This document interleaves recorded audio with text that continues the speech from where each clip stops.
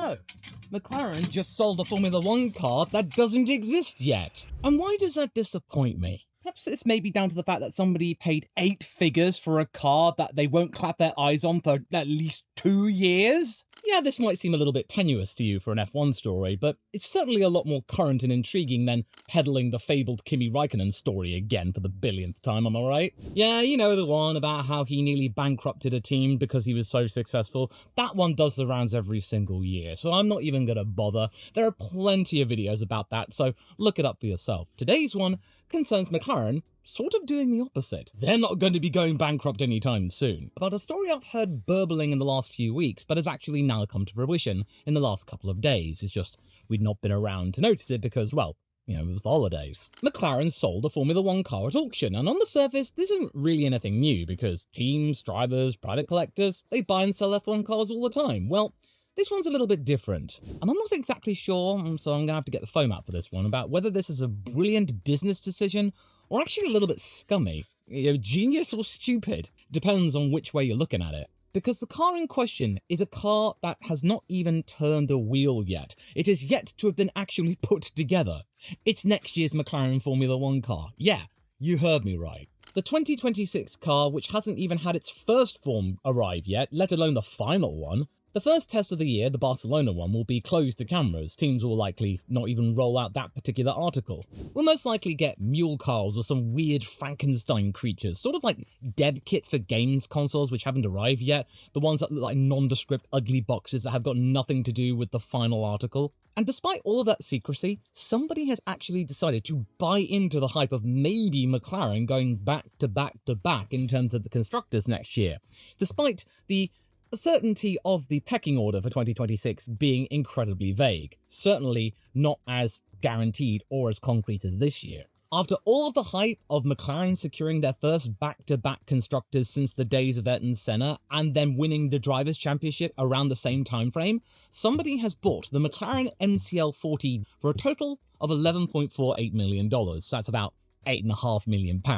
That's a lot considering that this car has absolutely no pedigree, as in, it actually hasn't raced. And according to Planet F1, that price already places this car as the 6th most valuable F1 car sold at auction of all time, ahead of 3 Schumacher Ferraris, 2 of which won titles. It doesn't top Hamilton's 2013 Mercedes though, the first one of his career, which went on sale for £15.1 million. Or of course Fangio's W196 Mercedes from the 1950s, but still, it's a very shocking inclusion. And potentially a bit of a questionable purchasing decision. But let's be real, this took place at Sotheby's within the Middle East, in Abu Dhabi to be more specific, and considering how much money flows around that region, is this really much of a surprise? You know, where money runs as richly as the stuff they keep pumping out of the ground every single second of every single day? Of course! But why would McLaren do this, and what kind of strings are attached to something which, understandably, is cloaked in secrecy still? Well, I mean, unless it becomes Piastri's first ever title-winning car, or it's the car that sees Lando achieve his second world title, or maybe Norris's final ever McLaren. Either he moves on to another team, or he decides to retire from Formula One completely. We don't know. Or it could be as much of a wet fart as the MCL 36 of 2022. Next year could potentially be the biggest hierarchical shift of recent memory, so betting the farm right now that this McLaren will be just as prestigious in, say, a few months' time as it is right now, is a little bit of a bold financial decision. It's not like they're buying a copy of the MCL 39 with its connection to a Lando Norris chassis. That £8.5 million figure, that would make a fair lick of sense. This, to me, doesn't. And there's no guarantee that this car will ever see the light of day. For all we know, it could be locked away in a temperature-controlled chamber, covered in a tarp, never to be seen again, but it's just some kind of gaining investment. But who cares? Zak Brown will have made about 8 figures anyway, so cha-ching, yeah! And I know this is getting a bit ridiculous, and this may not sound crazy to you, but to me this is insane because it really is insane because, yeah, sure, McLaren sell lots of expensive cars. They are a car business, but this is the first time I've ever noticed that anybody outside of a pre-order has bought a car which has no physical entity whatsoever as of this time or at the time of sale. and something that's not going to be deliverable for the next couple of years until 2028. Yeah, that's a condition of the sale as well. You don't just immediately turn up at Woking and say, hey, where's the keys to my car? No, they'll have to just say, come back to us in a couple of years, mate. And all for the same price of a private island. And there's a lot of things you can do on a private island. For starters, you can't live in a Formula One car. I mean, I know that somebody out there, a YouTuber, will try that in the fullness of time, but it won't be this ladder, man. And a key pointer of the fact is that the listing says, quite bluntly, that what the buyer actually gets is a bill of sale only on the day. Well, what does that mean? Well, it's basically a receipt. You paid 8 figures to get a piece of paper, right there and then. A promise that you will receive either Lando or Oscar's 2026 chassis, no guarantee as to which, and that delivery will be at the end of the first quarter of 2028. And that is for very good reason, because this is all at a very sensitive time of Formula One technical regulations. By the time we get to the beginning of the 2028 season, the 2026 car will become worthy of being used for TPC testing, meaning it won't be as technologically relevant, so that means anyone trying to reverse engineer the car won't really get anywhere, because we'll be then at that point in the middle of the regulation cycle when many more advanced bits and bobs will have actually been added to the car. Yeah, this does sound like a really weird purchase, but when you step back to think about it as to what Formula One has become in recent times and the kind of people who are associated with it, maybe as part of this is some way of gaining access and status to go, hey, I own a bit of a soon-to-be Formula One car. Who else in the world can say that, huh? I've bought into the McLaren story, have you? I bet you've not done it in the way I've done it. It's all about saying, I did it first. And there are some additional sweeteners because it does give you access to the Woking McLaren Technology Centre,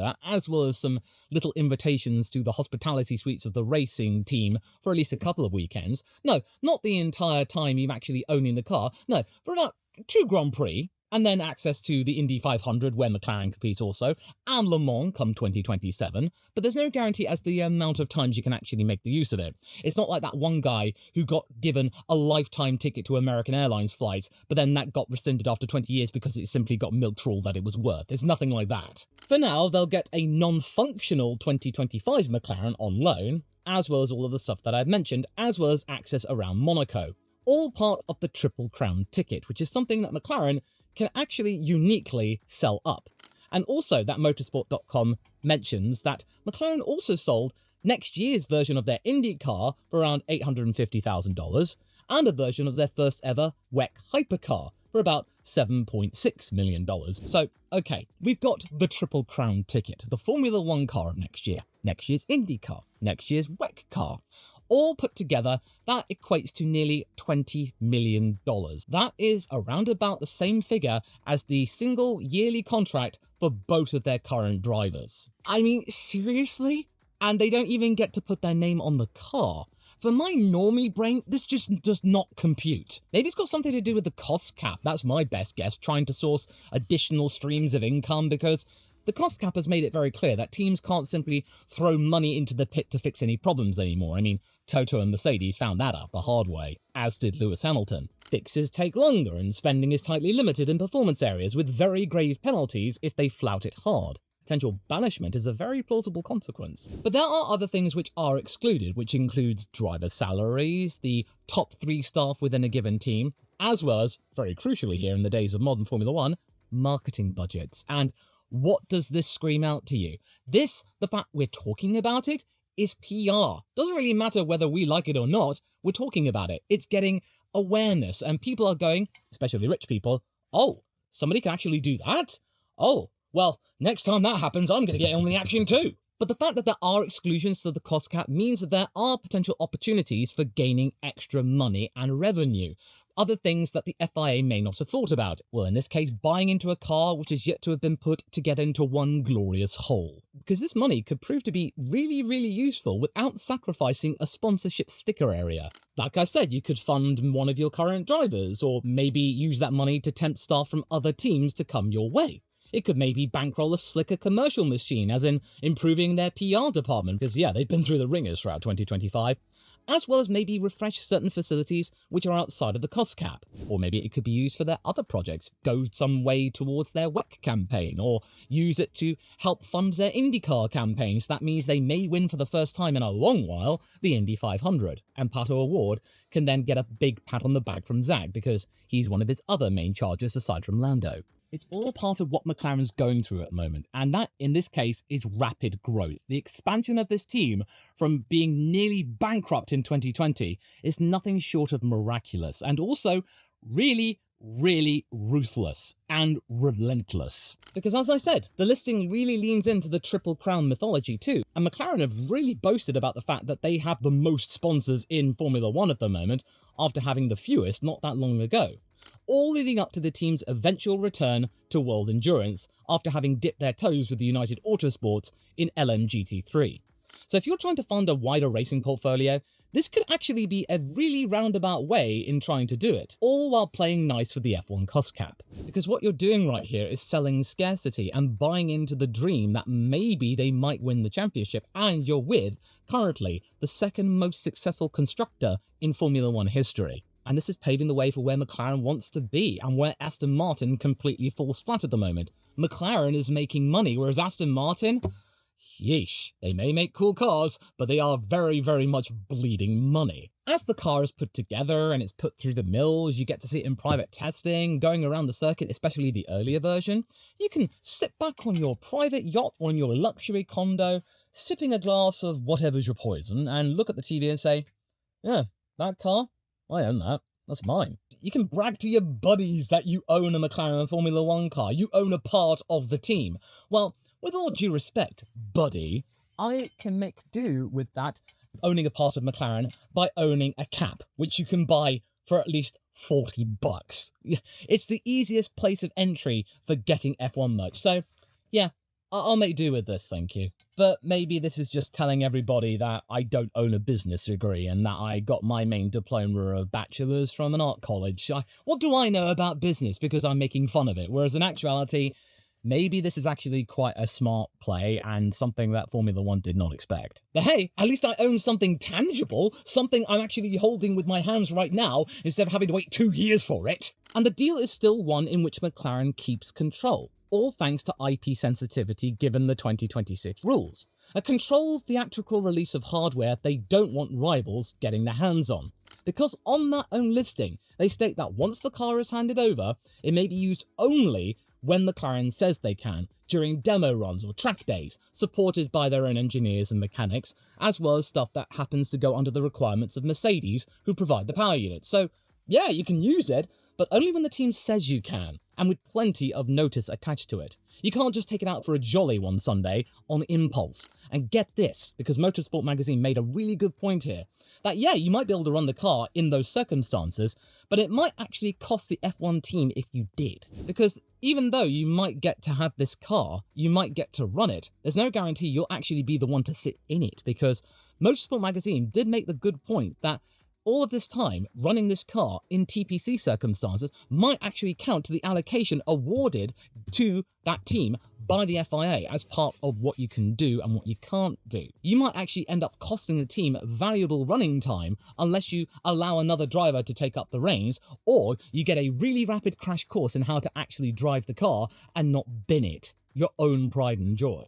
So imagine that. There could be a scenario, thankfully pointed out by Motorsport magazine, where you don't even get to drive the thing. So it just makes me think, at this point, you may as well buy a copy of the MP498T, the McLaren two-seater, because at least you'll get to sit in it and have a professional F1 driver drive you for at least a few laps until your neck gives out. Yeah, that, quite frankly, is a lot better value. So yeah, for anyone buying it, well, McLaren saw you coming. Because if this keeps on going and they actually make use of the TPC time and all of this money is then accrued with additional revenue for actually bringing the car out, this could be a continuous source of income. Or even if it's not, the fact that you are getting $11.48 million in one go, that's a huge cash injection going into 2026. I don't really know the full ins and outs as to how much more money you will have to stump up for the privilege of having all of this, but if this is a case where you actually have to fork out more money, this could be McLaren offering some kind of subscription service to rich people that you can be an F1 car driver, but in cosplay. But I mean, that is kind of like Chanok and Nisani that one time in Minardi, so what's the difference? And again, you are giving McLaren money without taking up a sponsorship sticker. They can then find another sponsor and they can get even more money, so win-win for McLaren. The place where this auction took place is in the Middle East, and as we've seen in the last few years, the Gulf has been very much attached to the rise of McLaren's valuation going from, just a couple of $100 million to nearly $4 billion in just half a decade, and then being officially owned by the Crown State of Bahrain, something of which Zak Brown often boasts about. In that context, auctioning a future works car is like staging a live demo of brand power to yet more Gulf-based investors who may have been slow for the uptake. Yeah, it's not for us, folks, so I'll just go on to Track Dave's site and drive a McLaren that way. But yeah, this will certainly make the F1 experience for McLaren that little bit easier, albeit in a roundabout way. All at a time when McLaren's story is at the easiest point in which to monetize because, well, they're champions. And gaining more prestige, second only to Ferrari. They're right up there. The listing really leans into the fact that they are champions. They are the only team to have uniquely won the Triple Crown throughout their entire history. And that the success and increasing development of Lando Norris and Oscar Piastri is a genuine asset in which to buy to, because they have two elite drivers and they actually kept it clean, at least for now. It's all about making hay while the sun shines and while McLaren still can say that they are the world champions in both constructors and drivers. But this is only a temporary state of mind, because next year, who's to say that next year's McLaren might actually be terrible? The MCL 40A really being a bit of a midfield dog.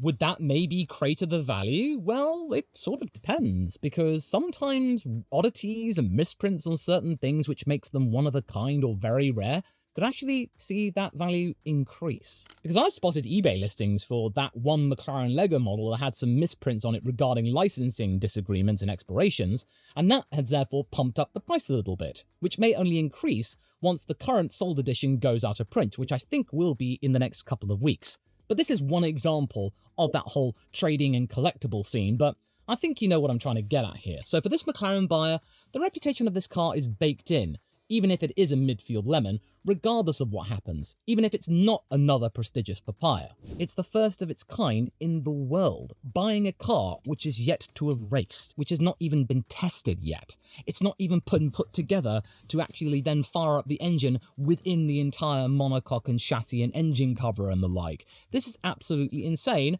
and somebody paid for it. But then you might be thinking, well, this is the first example of this current set of regulations, the future of Formula One, and I invested in it and I'm helping McLaren do their part in trying to continue their success. And hey, if it turns out to be a bit of a dud, that might make it all the more collectible. And it might be part of the history and legacy and the future of certain drivers who are very much still within the prime of their lives in the sport. And if it's bad, then it's owning a rare copy of a very beleaguered entity, such as owning Panzer Dragoon, a mint version on the Sega Saturn. My closest claim to fame in that regard is owning a copy of Saturn Bomberman on the same console. I do rate the Sega Saturn, by the way. Yeah, the owner might be a little bit disappointed it's not a winner, but the downside isn't too bad because it'll be unique, and it's part of the F1 history books. And the real reputational risk will be on McLaren for producing that dud who didn't win a championship, so the buyer doesn't really get that affected. But you might be wondering what I really think of this. Is it a scummy thing? Is it stupid? Or is it actually genius? Well, I mean, it is a little bit scummy because this entire exercise is aimed at the unapologetically rich, the elite, all at a time when the rich versus poor division is only increasing day by day. And further proof that Formula One is pushing into the billionaire playground market once again, and this is just yet another example, including the fact that Formula One teams are now worth more than what the sport was when Liberty Media bought the darn thing in 2017. It was around $4 billion. Well, that'll just buy you McLaren instead of the entire widget. And realistically, this also has the entity of the NFT market in a way, as in you're buying into something which doesn't really exist yet, but is promised to only increase in value due to its scarcity or uniqueness. But unlike that particular article,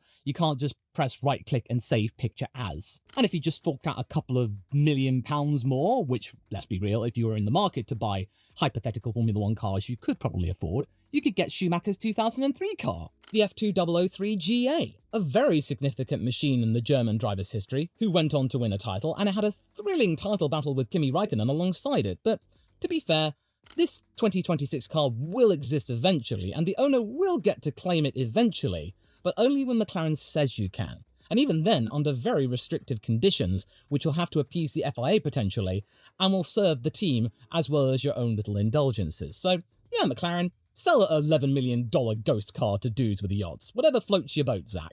But one thing is for sure, though.